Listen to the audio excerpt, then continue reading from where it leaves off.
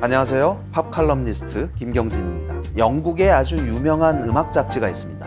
모조라는 이름을 가진. 그래서 아마 음악 많이 좋아하시는 분들은 이 모조라는 이름이 꽤 낯익을 거라고 생각을 합니다. 이 모조라는 매거진에서 지난 2000년에 특별한 리스트를 발표한 적이 있어요. 무슨 리스트냐면 대중음악 사상 가장 위대한 명곡 100선이라는 제목이었어요. 자, 대중음악 사상 가장 위대한 곡이 뭘까? 모조가 선정한 곡은 많은 사람들에게 뜻밖의 결과로 받아들여졌습니다. 바로 비틀즈였는데요. 비틀즈, 어떤 곡일까요? 많은 사람들이 사랑을 한 비틀즈의 곡들, 또 명곡이라고 칭송받아온 곡들 굉장히 많죠. 그 중에서 모조가 선정한 가장 위대한 곡은 바로 In My Life라는 1965년 작품이었어요. In My Life, 모르시는 분들도 계실 것 같아요. 왜냐하면 이 곡은 싱글 히트를 기록한 적이 없어요. 싱글로 발표되지가 않았으니까. 그래서 우리가 비틀즈 하면 떠올리게 되는 Yesterday나 Hey Jude나 Let It Be 이런 곡들과는 결이 사뭇 다른 노래라고 할 수 있죠. 근데 왜 모조는 하필이면 그 많은 명곡들 중에서 In My Life를 선정을 했을까? 저도 굉장히 의아해했습니다.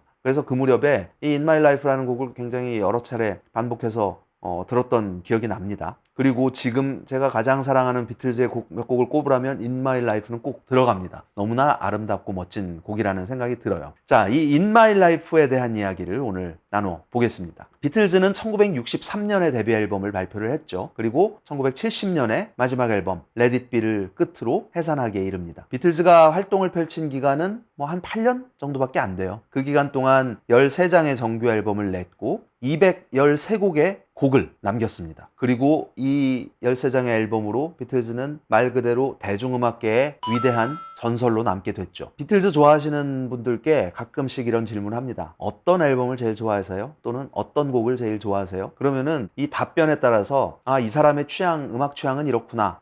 음악 성향이 좀 이런 색깔을 가지고 있구나 하는 거를 대략 짐작할 수가 있습니다. 그럴 수 있는 이유는 비틀즈의 앨범들이 그 각 앨범들마다 시기마다 굉장히 다채로운 색깔을 지니고 있기 때문이죠. 많은 사람들이 비틀즈의 그 음악적인 진화를 크게 3단계로 구분을 해서 이야기를 합니다. 초창기에 락큰롤 밴드로서의 정체성을 가지고 있던 시기가 있었고, 또 어떤 실험적인 사운드, 또 깊이 있는 노랫말 이런 요소들로 인해서 보다 어떤 아티스트적인 접근, 업그레이드를 이룬 중반기 시기가 있고, 이후 이제 서전 페퍼스 론리 하츠 클럽 밴드로부터 시작된 말 그대로 이후의 대중음악계에 지대한 영향을 끼치게 되는 다채로운 사운드 실험, 또 음악적인 완성도 이런 모습을 표출했던 후반기 모습이 있습니다. 오늘 소개해드리는 이 In My Life라는 곡은 비틀즈가 아티스트로서 본격적인 발돋움을 하기 시작했던 시기 1965년 말에 발표됐던 러버 소울이라는 앨범에 수록된 작품입니다. 그 전해에 1964년에 비틀즈는 아주 특별한 인물과 만남을 갖게 됩니다. 바로 밥 딜런이라는 인물이었어요. 밥 딜런과 비틀즈의 만남은 양쪽 모두에게 굉장히 큰 의미를 지니고 있습니다. 왜 그러냐 하면 당시 밥 딜런은 포크 음악의 기수로서 어떤 사회적인 메시지, 또 정치적인 내용, 그런 시적절한 그런 주제를 가지고 노랫말에 시적인 표현으로 녹여서 표출을 했던 인물이죠. 그래서 특히 밥 딜런의 작품은 대학생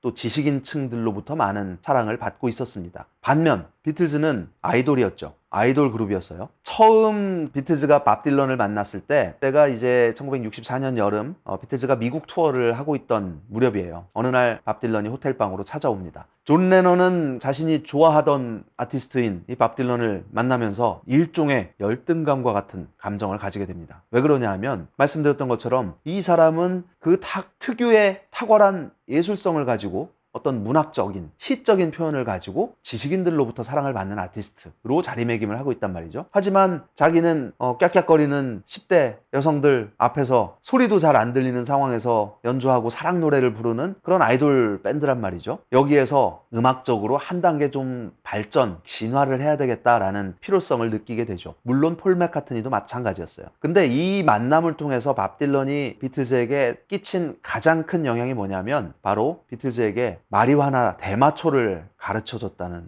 겁니다. 특히 이제 폴 맥카트니는 이후에 완전히 대마초의 빠가 돼서 뭐 스코틀랜드 농장에서 이 대마를 키우기도 하고 어디 뭐 공연 갔다가 대마초 소지 혐의로 붙잡혀서 구류가 되기도 하고 뭐 이런 그 여러 일들이 있었는데 그 시작점이 결국은 밥 딜런이었던 거죠. 그래서 비틀즈 멤버들이 본격적으로 이 대마초를 시작으로 마약에 손대기 시작한 시기도 그 무렵이라고 많은 사람들이 이야기를 합니다. 특히 그 중에서 이제 존 레넌이 가장 심했다고 볼 수 있죠. 존 레넌이 러버 소울 앨범을 만들 때 존 레논과 폴 맥카트니는 이전의 이미지를 벗어나서 조금은 더 내면적인 이야기를 노랫말로 담고 싶어 했고, 그래서 단순히 나는 당신의 손을 잡고 싶어요, 뭐 그녀는 당신을 사랑해요, 뭐 이런 사랑 노래가 아니라 어떤 철학적인 그리고 나의 어떤 가치관을 드러낼 수 있는 이런 노랫말을 음악에 담아내게 됩니다. 그래서 그 시작점이 러버 소울이라는 앨범이었고, 일단 이 앨범 녹음 작업을 위해서 비틀즈는 에비로드에 있는 EMI 스튜디오에 한 달 동안 꼬박 스튜디오 작업을 통해서 러버 소울이라는 앨범을 완성하게 되죠. 그래서 이 앨범에는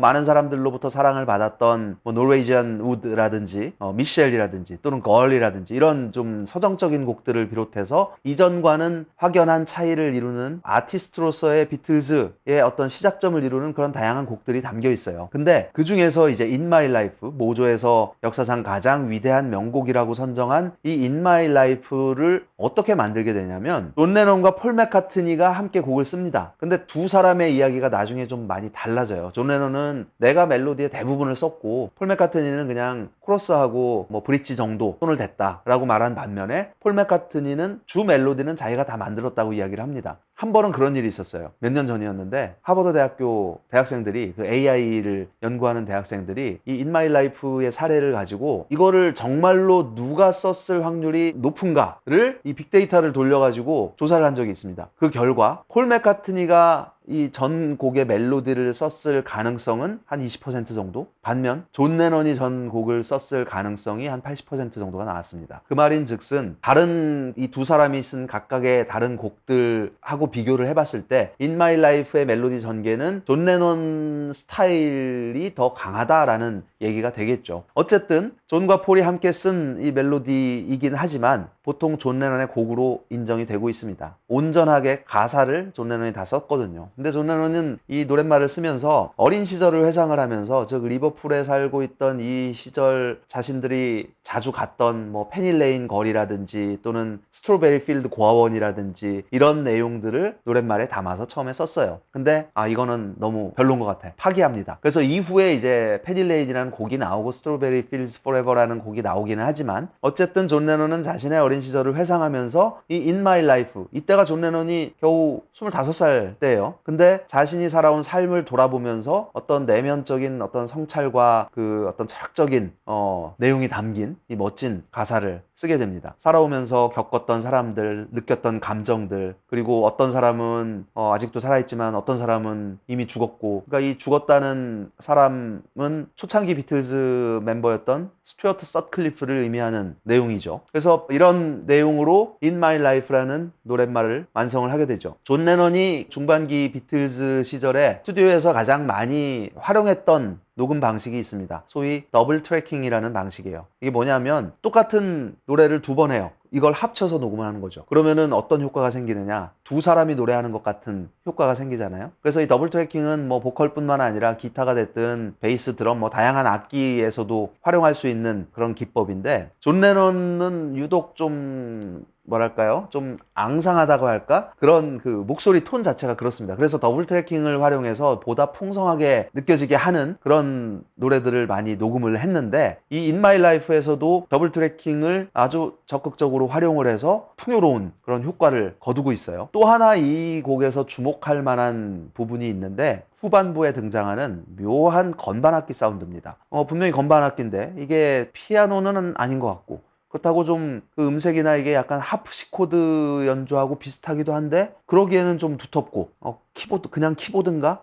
여러 생각을 하게 됩니다. 알고 봤더니 피아노였어요. 그런데 이 피아노 연주는 조지 마틴, 프로듀서인 조지 마틴이 연주한 부분입니다. 조지 마틴이 피아노 연주를 하는데 이거를 2분의 1 속도로, 반 속도로 녹음을 해요. 그리고 이거를 피치를 올려서 2배속으로 재생을 한 사운드를 음원에 담습니다. 어떤 효과가 생기냐면 마치 빠르게 연주하는 건반 악기인데 사운드가 높은 사운드가 나요. 더 얇은 사운드가 나는 거죠. 그래서 얼핏 들으면 하프시코드를 연주하는 듯한 그런 효과가 이 녹음 기법을 통해서 등장하게 되는 거죠. 그래서 In My Life 이후에 굉장히 많은 밴드 또 뮤지션들이 자신들의 음악에 하프시코드 연주를 본격적으로 도입하게 됩니다. 당시에 60년대 후반 70년대 초중반에 그 하프시코드 굉장히 좀 어떻게 보면 맑고 청량한 이런 사운드를 담은 악기잖아요. 이 사운드를 대중음악에서 종종 들을 수가 있게 되죠. 로지 마틴은 뭐 폴 맥카트니도 마찬가지였지만 당시에 바로크 음악에 굉장히 꽂혀 있는 상태였습니다. 그래서 언뜻 들으면 마치 바흐의 브란덴부르크 협주곡이라든지 뭐 비발디의 음악이라든지 이런 바로크 시대의 클래식 음악을 연상케 하는 그런 효과가 In My Life의 건반 사운드를 통해서 느껴지게 되는 거죠. 자, 존 레넌이 이제 이런 본격적인 자신의 내면을 노랫말을 통해 드러내기 시작하면서 이후 비틀즈의 가사는 더 깊어지고 더 철학적이 되고 때로는 어떤 초현실주의로부터 영향을 받은 듯한 그런 알 수 없는 어떤 이미지의 나열까지도